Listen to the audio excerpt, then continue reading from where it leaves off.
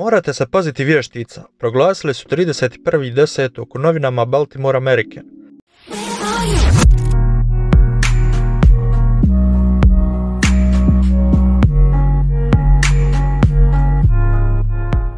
Znanstveni dužnosnici proglasili su pandemiju gripe, gdje su otkazali sve događaje i stavili ban na održavanje noći vještica. Policija je davala instrukcije kako da se građani ponašaju tijekom ove smrtonosne pandemije gripe. Zvuči poznato, zar ne? Ne, to nije ovogodišnja 2020. godina i doba pandemije koronavirusa. Ovo je velika pandemija gripe koja se širila svijetom nakon Prvog svjetskog rata 1918. godine.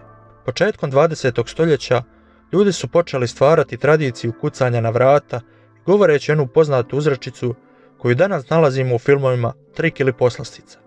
Dok odrasli se opijaju u svojim toplim domovima i gledaju omiljenu seriju, dok im njihova djeca bacaju toalet papir po susjedovoj kući. No vratimo se na pandemiju 1918. godine. Zanimljivo je kakve su mjere tada vladale, gdje su gradovi zabranjivali sva javna okupljanja, policija je dijelila maske prolaznicima.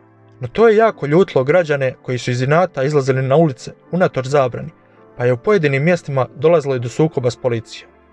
Nažalost svih, taj Halloween praznik je otkazan na taj dan, što je izazvalo lavinu koja je pokrenula dosta protesta.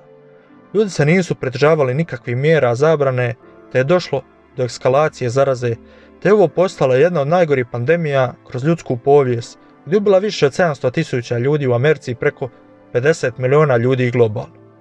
Jasno, tada medicina nije bila ni približno kao danas, gdje imamo jako velik napredak u tom polju. Treba imati na umu da je u to vrijeme i završavao Prvi svjetski rat, Njemačka je netom kapitulirala, te je Japan nedugo nakon 2 krmače koje je svjetski policajac bacio na njih.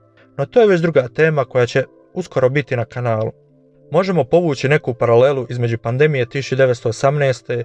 i ove danas koronavirusa. To je da je ta bila puno smrtonosnija, ali razvojem tehnologije može se doći na sličnu razinu.